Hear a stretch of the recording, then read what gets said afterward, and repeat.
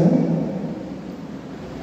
చెప్పిన మాటలు ఒకసారి బైబిల్లో అలా ఉండమేమో ఒకసారి మీరు పరిశీలన చేయాలని నేను కోరుతూ ఉన్నాను.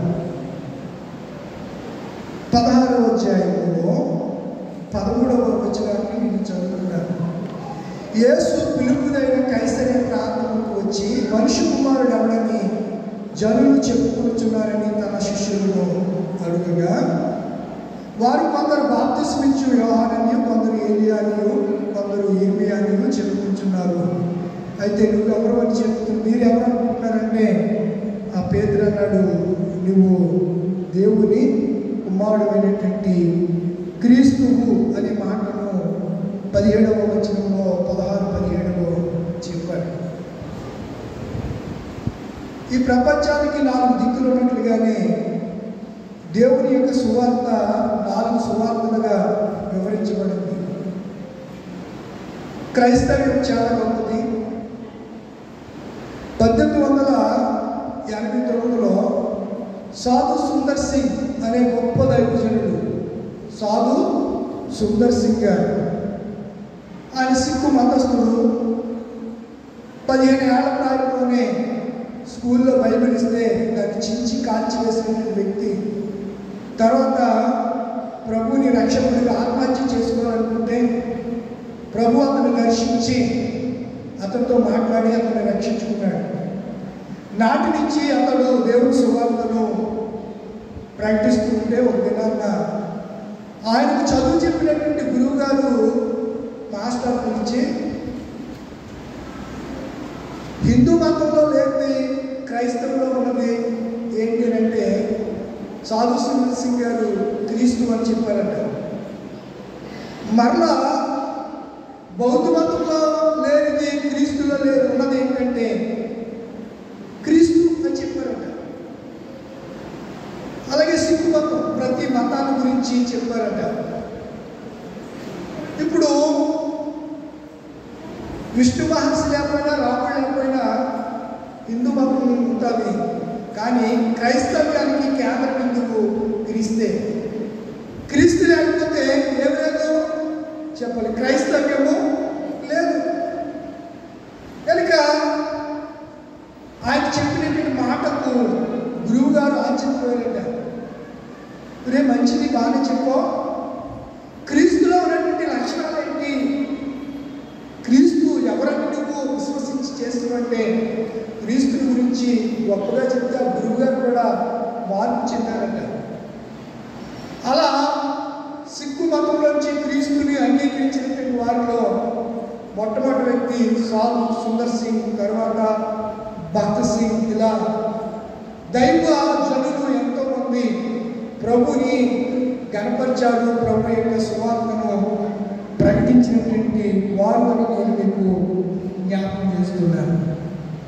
యేసు ప్రభు ఎవరో మత్తయి గారు రాస్తున్నాడు. మత్తయి సువార్త అంతా ప్రాథమికంగా యూదులకు రాశాడు. మత్తయి పేరు లేవి. మత్తయికి ఉన్న పేరేంటి చెప్పండి? లేవి. అతను ఏం చేసేవాడు తెలుసా? చెప్పాలి. ఏం చేసేవాడు? సుంకం వసూలు చేసుకుంటూ ఉండేవాడు. ఏ వసూలు చేసేవాడు? సుంకము వసూలు చేసే పనిలో అతడు నియమింపబడ్డాడు అనే సంగతిని నేను మీకు జ్ఞాపకం చేస్తున్నాను. ఆ విషయాలు ఒకసారి మన బైబిల్లో చూస్తేనే మంచిది. మత్తయి అనగా యెహోవా దానము అని అర్థం. మార్కు సువార్త 2వ అధ్యాయము 14వ వచనం. నేను ఈ పుస్తకం యొక్క వివరణ మీకు చెప్తున్నాను. ఈ పుస్తకం రాయవలసిన నేపథ్యం చెప్తున్నాను.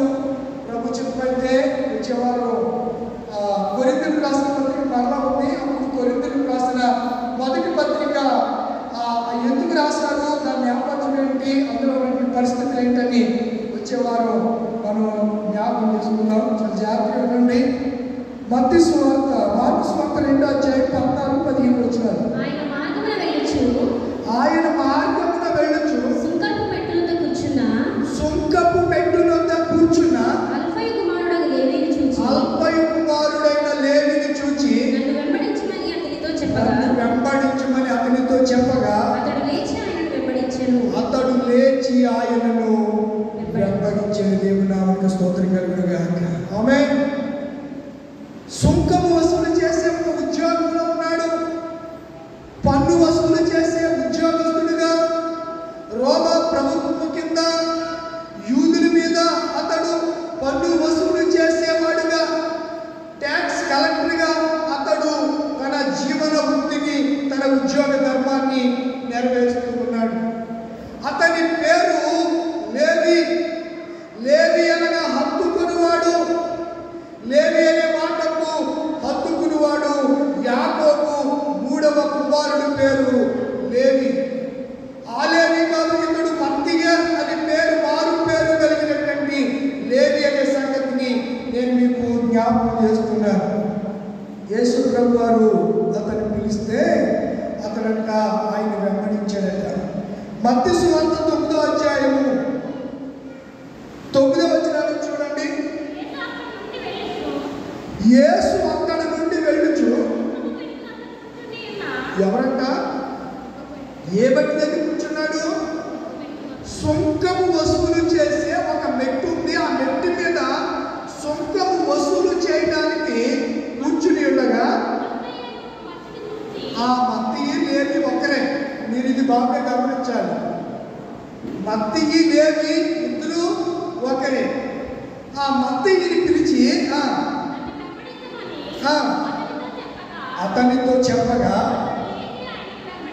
అతడు లేచి ఆయనను వెంబడించెను. లేచి ఆయనను 10వ అధ్యాయం 3వ వచనం కూడా చెప్పండి. మత్తయి సువార్త 10:3వ వచనం.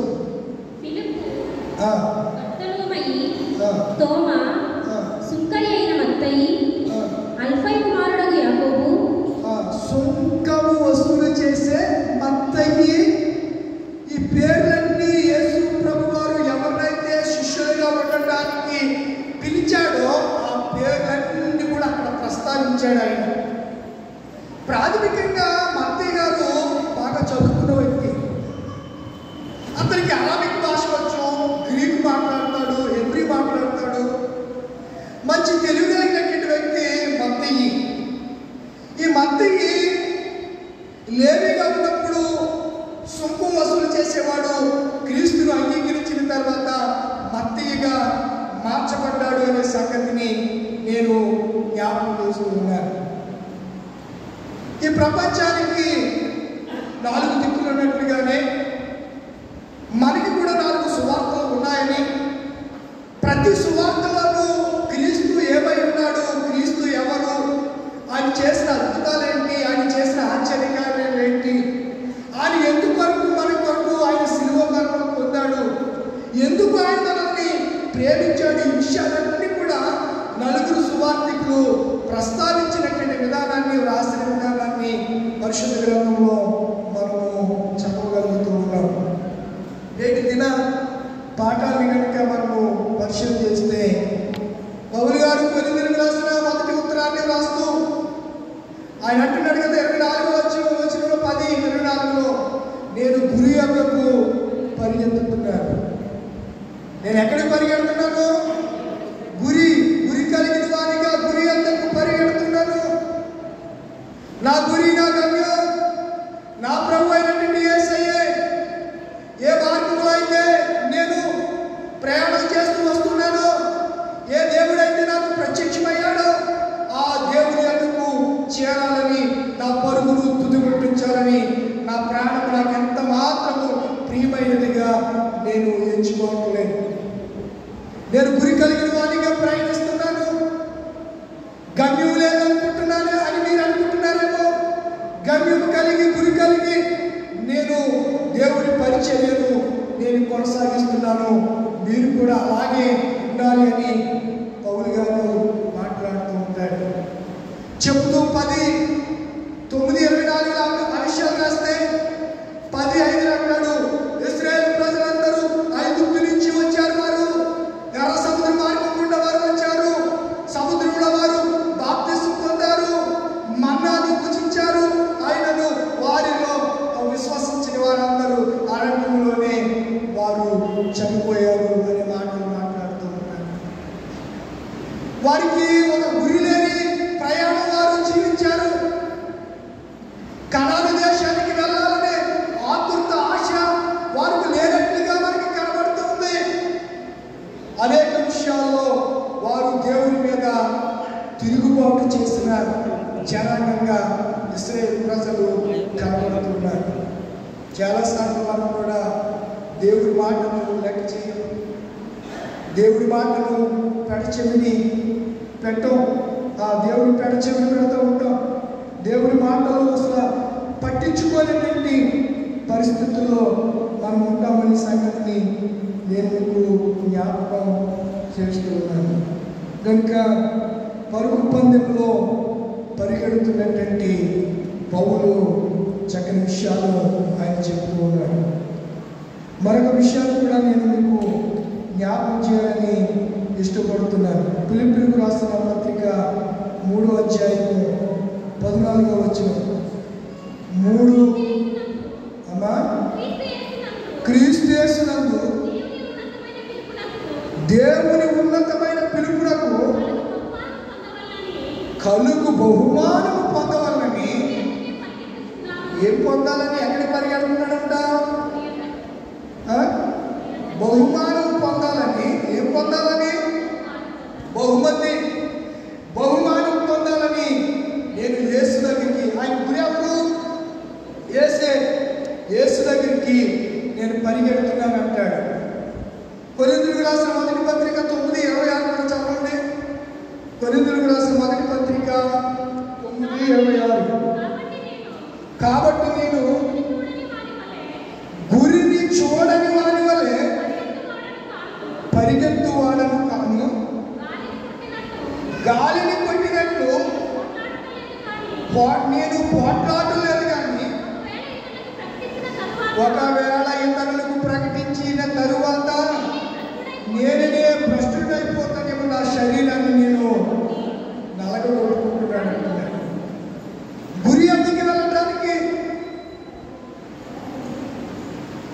గమ్యము తెలియని నానవా చేరేనాదరికి,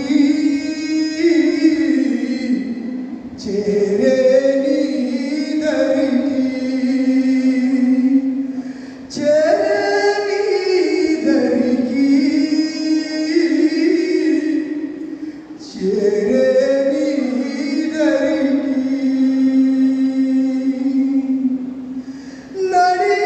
నడియేటిలోన ఏకాకిగా నేను మిగిలితిని.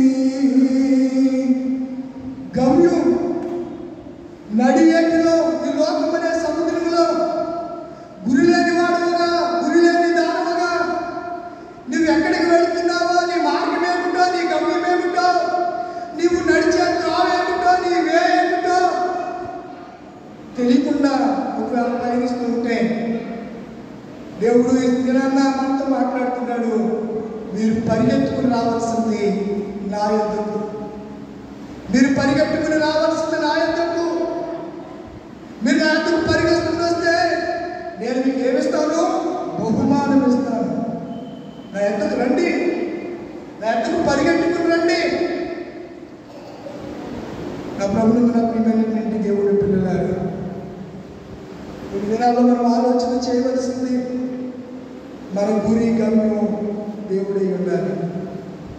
మత్తయి సువార్త 20వ అధ్యాయంలో ఆయన ఒక ఉపమానం చెప్పారు. ఆ ఉపమానంలో ద్రాక్ష తోట ఉంది. ఆ ద్రాక్ష తోట సన్నము అయితే పిల్లరా, మనం ఆలోచన చేయవలసినటువంటి విషయం ఏమిటనగా, ఉదయాన్నే తోటలోనికి వెళ్ళిన వారు ఒక తరానికి చెందిన వారైతే 22వ వచనం. తరువాత ఉదయం 9 గంటలకు, అక్కడ టైమింగ్స్ కూడా ఉన్నాయి, 23. తర్వాత మధ్యాహ్నం 12 గంటలకు 25. తర్వాత మధ్యాహ్నము 3 గంటలకు, అది 25లోనే ఉంది. చివరికి సాయంత్రం 5 గంటలకు వచ్చిన వారు మరొక తరం, మత్తయి 26. పని ముగించడానికి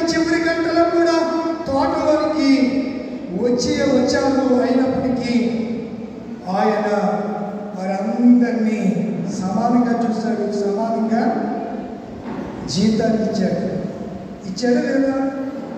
ఒకరికి 2 రూపాయలు ఇచ్చి ఒకరికి రూపాయి ఇచ్చాడా? కూలివాడు వేరు, జీతగాడు వేరు ప్రియులారా. కూలివాడు వేరు.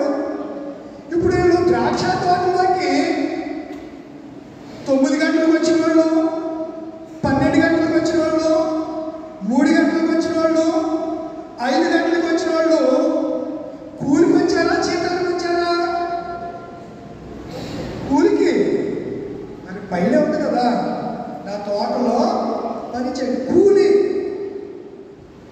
కూలివాడు చాలా జాగ్రత్తగా చేస్తాడు. మళ్ళా రేపు పొద్దున్న పని సరిగ్గా చేయకపోతే రేపు పిలవడేమని. అయితే జీతగాడు చేయకపోయిన జీతగాడికి ఏమవుతుంది చెప్పండిరా? జీతం చేస్తాడు. మీరు చూడండి, యోహాను సువార్త 10వ అధ్యాయము. నేను ఈ వేరియేషన్ చెప్పి డెప్త్కి వెళ్ళలే, త్వరగా పంపిస్తాను. ఆరోగ్యం కొంచెం ఇబ్బందిగా ఉంది కదా. 10వ అధ్యాయం యోహాను సువార్త 10వ అధ్యాయము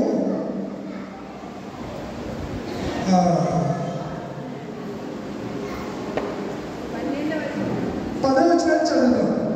దొంగతనమును హత్యయు నాశనం చేయడానికి వచ్చును కానీ జీవము కలుగుటకు అది సమృద్ధి, గొర్రెలకు జీవము కలుగుటకు అది సమృద్ధికి కలుగుటకు. దొంగ దేనికి వచ్చాడట? దొంగతనం చేయడానికి, హత్య చేయడానికి, నాశనం. ఎన్ని పాయింట్స్ ఉన్నాయి? 3 ఉన్నాయి. ఒకటి దొంగతనము, రెండవది చెప్పాలి, రెండవది ఏంటండి?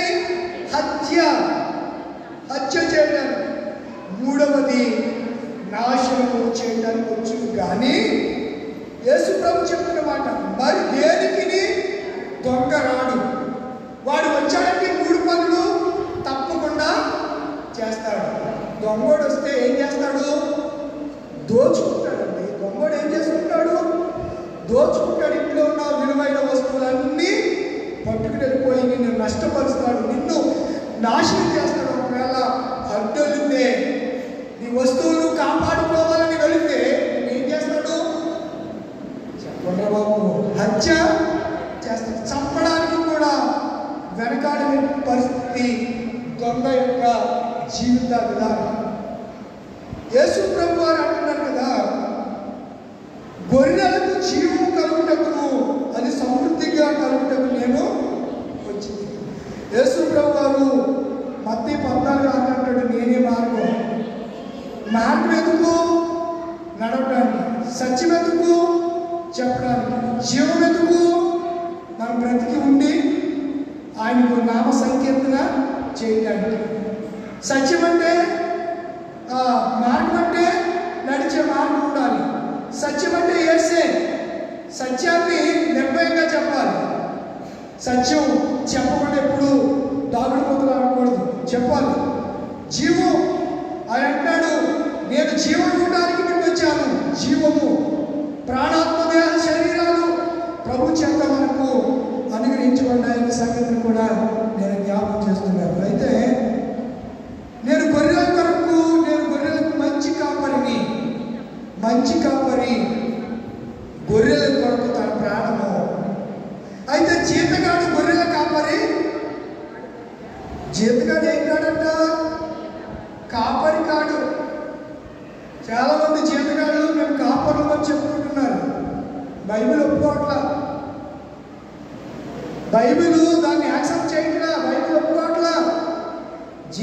ఖచ్చితంగా మాట్లాడేశాడు. ఏమన్నాడు? జీతగాడు గొర్రెల కాపరి. జీతగాడే తోడేలు వచ్చడం చూచి గొర్రెలు విడిచి తన ప్రాణం దక్కించుకోవడానికి పారిపోతాడట. ఎవరు? జీతగాడు. కూలివాడు యజమానితో ఒడంబడిక చేసుకుని తోటలో పనిచేయడానికి వెళ్ళాడు. ఎప్పటిదాకా పని చేస్తానని చెప్పాడు, అంతవరకు వెళ్ళడు. ఇక వెళ్తే అతను చేపిస్తాడా? ఇవ్వడు. కూలివ్వడు. వారు ఒక తీరానికి వారు ఒప్పుకొని తోటలో పనికి వెళ్ళినట్లుగా మనం చూస్తాం.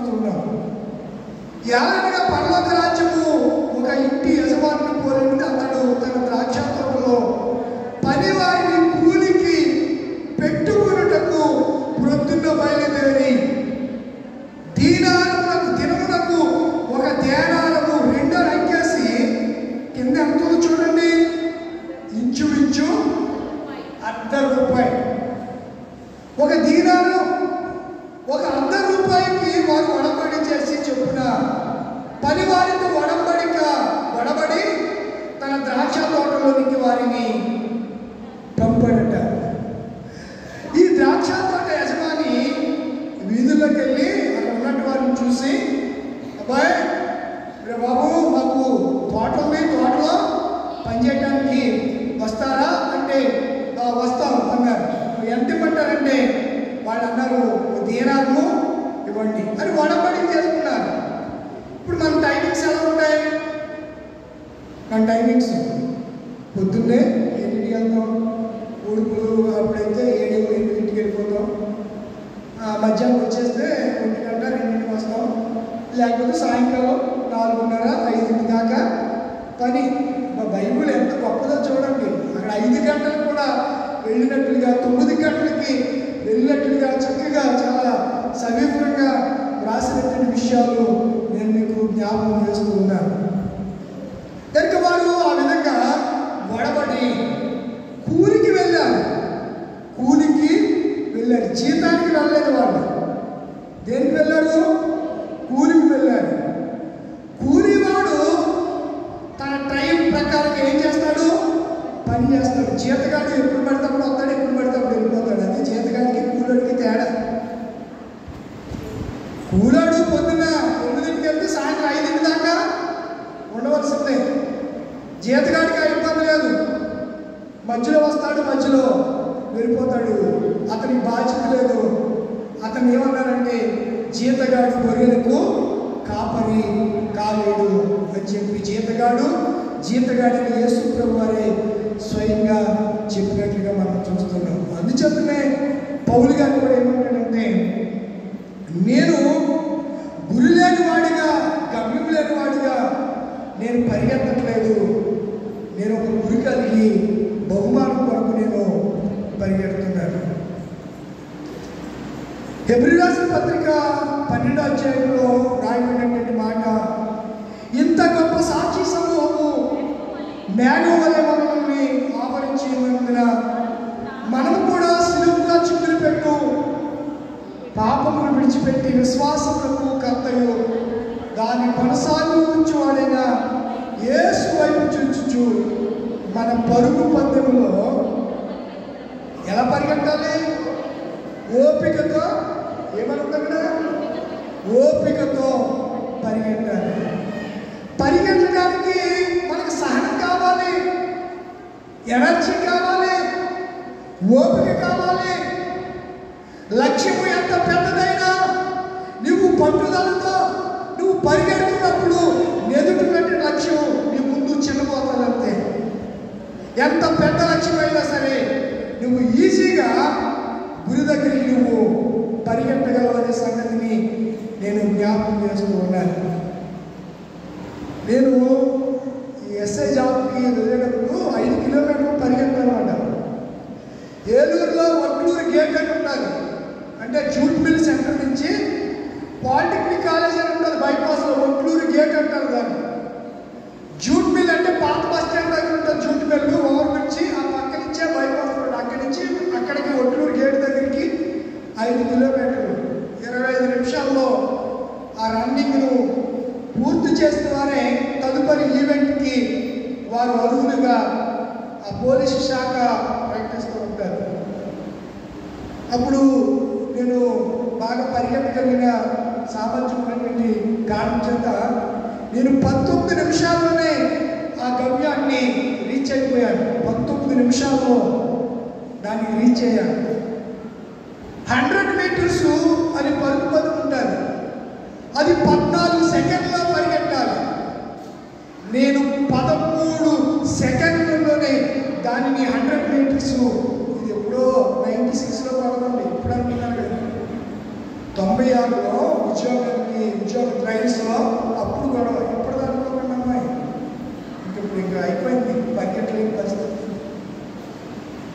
ఎందుకు ఈ విషయాలు చెప్తున్నా నా లక్ష్యం ఏంటి? ఎందుకు పరిగెట్టాను నేను? ఉద్యోగం సంపాదించాలి, ఉద్యోగం కావాలి.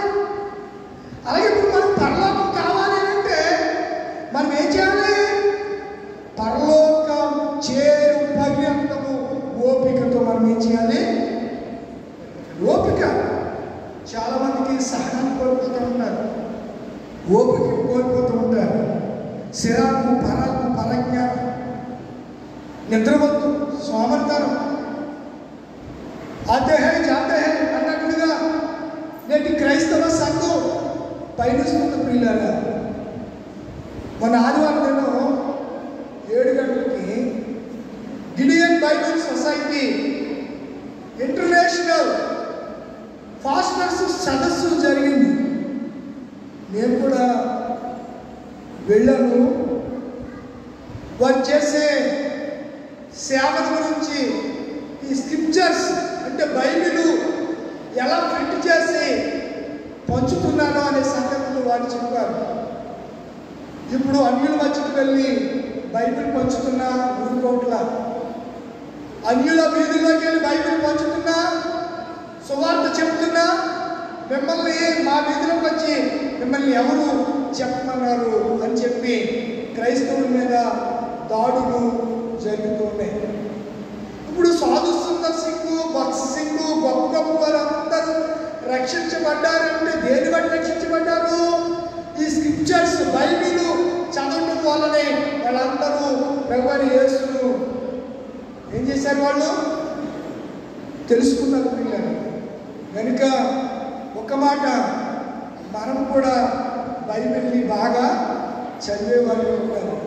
ఆ గిడియన్ బైబిల్ సొసైటీ వారు భారతదేశంలో ఎంతో సువార్తం చేస్తూ క్రొత్త నిబంధన ప్రేమ సందేశం బైబిల్ను ప్రజలకి పంచుతూ అందులో ఉన్న ప్రేమమైన యేసుక్రీస్తును పరిచయం చేస్తూ ఆయన చేసిన అద్భుతాల గురించి, ఆయన స్వస్థతల గురించి, ఆయన ఇచ్చే పరలోక రాజ్యం గురించి, ఆయన ఇచ్చే నిత్య జీవాన్ని గురించి ఎన్నో సంగతులు ఆ బైబిల్లో రాయబడితే ఆ మాటలన్నీ, ఆ పుస్తకంలో ఉన్నటువంటి మాటలు చదివి అనేక మంది ఏం చేస్తున్నారు చెప్పండి? రక్షించబడుతున్నారు. చక్కని పరిచర్య. అపోస్తలుడైన పౌలు గారు కొరింథీయులకు రాసినటువంటి మొదటి ఉత్తరంలో 11వ అధ్యాయం మాట చెప్పి ముగింపులోకి వస్తాను. చూడండి, కొరింథీయులకు రాసిన మొదటి పత్రిక 11వ అధ్యాయము మొదటి వచనం. నేను క్రీస్తుని పోలి నడుచుకుంటున్న ప్రకారము ఎవరిని పోలి నడుచుకోవాలి? నేను ఎవరిని పోలి నడుచుకుంటున్నాను? క్రీస్తుని. మీరు ఎవరిని పోలి నడుచుకోవాలి? నన్ను పోలి నడుచుకోవాలనే మాటను జ్ఞాపకము చేస్తూ ఉన్నాడు. చెబుతూ అక్కడ ప్రభురాత్రి భోజన సమభక్తం కాదు, సంస్కారం.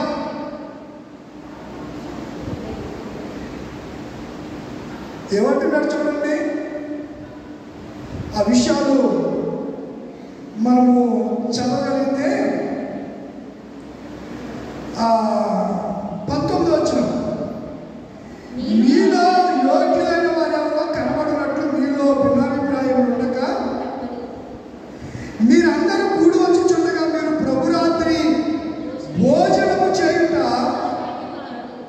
సాధ్యము కాదు. కింద నేను చెప్పాలన్న మాట మీతో చదివిస్తాను. 25వ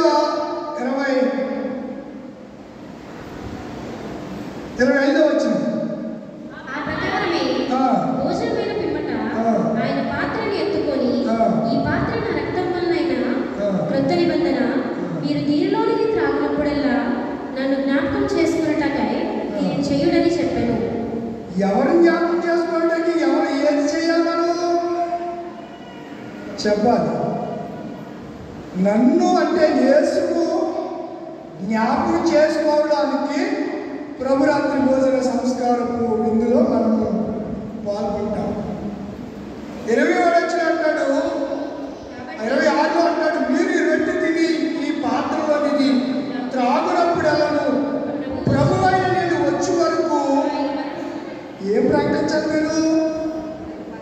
మరణమును మీరు ఎక్కడ ప్రకటిస్తున్నారు చెప్పండి.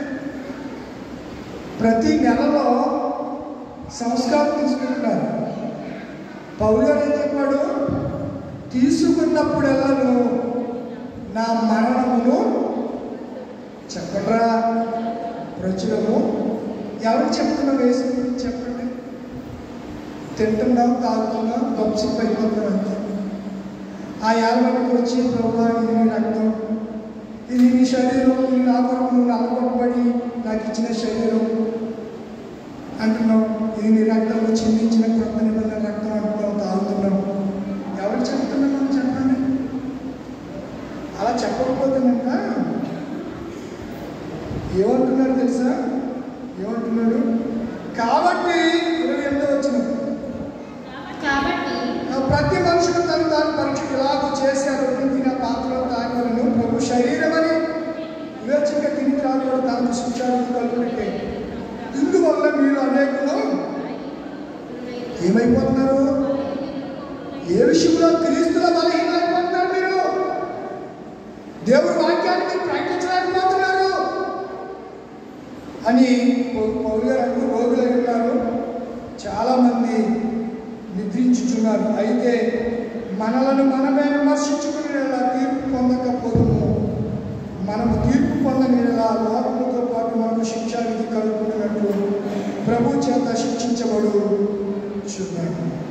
కాబట్టి నా సహోదరులారా, భోజనము చేయడం మీరు కూడి వచ్చినప్పుడు ఒకరి కంటే మరొకడు ఎక్కువగా మీరు భోజనం చేస్తున్నారు. అది మంచిది కాదనే మాటను కూడా ఆయన అక్కడ తెలియజేస్తూ ఉన్నాడు. మరొక మాట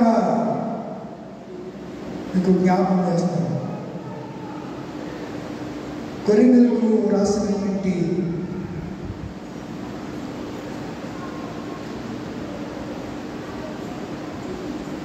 కొరింథీయులకు రాసినటువంటి 2వ పత్రిక 3వ అధ్యాయం చూడండి. కొరింథీయులకు రాసిన పత్రిక 2వ అధ్యాయము 3వ వచనాన్ని మనం చూస్తే 9వ వచనం, శిక్షానికి కారణమైన పరిచర్య ఎంతో అధికమైన మహిమ కలిగిన మునుపు మహిమ కలదిగా చేయబడినది. ఈ విషయంలో మహిమ లేనిది ఆయన తగ్గిపోవచ్చున్నదే మహిమ కలదై ఉండిన ఎడల నిలిచినది మరి ఎక్కువ మహిమ కలిగినదై కదా. ఈ పరిచర్య క్రీస్తు మనకు బోధిస్తున్న ఈ పరిచర్య చాలా గొప్పది, మహిమ కలిగింది. కనుక మహిమ కలిగిన పరిచర్యను మన ప్రాణం పోయే వరకు, మన ఊపిరి మనలో ఉన్నంత వరకు గురి కలిగి గమనం కలిగి, ఒక కూలివాడు ఏ రీతిగా అయితే తోటలో పనిచేస్తాడో క్రీస్తు అనే సంఘంలో మనం కూడా అవయవాలపై ఏం చేద్దాం? పని చేద్దాం. ఒకరికంటే ఒకడు విక్కుటిగా ప్రేమించుకోండి, ఒకరికంటే ఒకడు గొప్పగా ఎంచుకోండి. ఎవరిని తృణీకరించొద్దు, ఎవరిని తోలనాడద్దు, ఎవరి పట్ల భేషాలం కలిగి ఉండొద్దు. అందరినీ ప్రేమించండి. ప్రేమ గొప్ప కార్యాలు మన జీవితంలో జరిగిస్తుంది. అట్టి కృప దేవుడు మీకు అనుగ్రహించుగాక. లేచి పడతారా? సమస్త జ్ఞానం ఇచ్చిన దేవుని సమాధానము యేసుక్రీస్తు వల్ల నిర్ణయములను తలపుడుకును కావాలి గాక. దేవా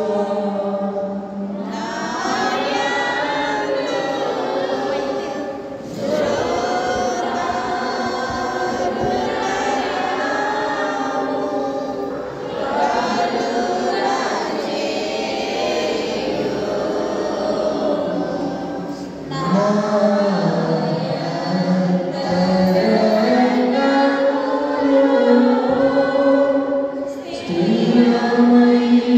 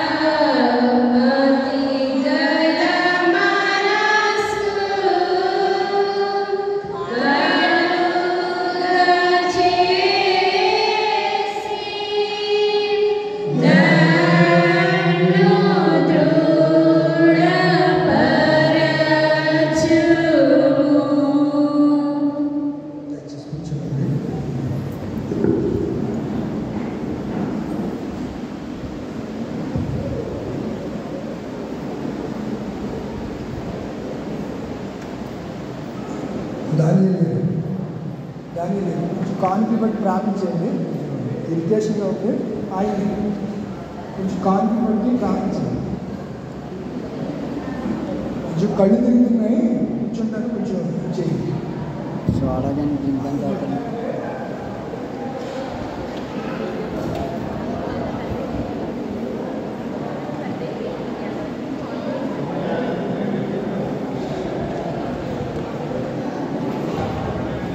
కృతజ్ఞత కానుకలు మొక్కుబడి కానుకలు చెల్లించవలసిన వారు ముందుకు వచ్చి చెల్లించవలసిందిగా కోరుచున్నాం. వారి నిమిత్తం మన కార్తీక నాని గారు ప్రార్థన చేస్తారు.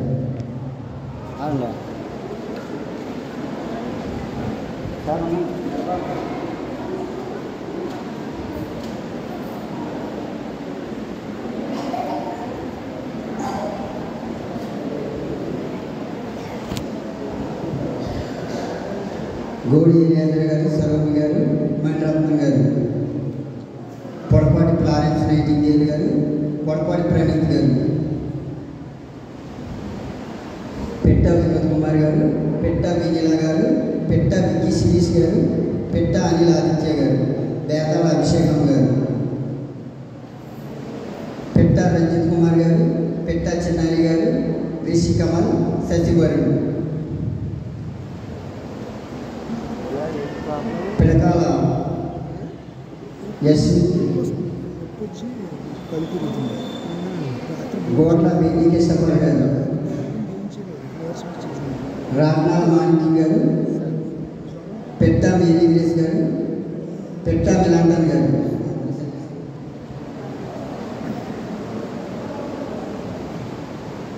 దయచేసి ప్రార్థన ఏకీభవించండి.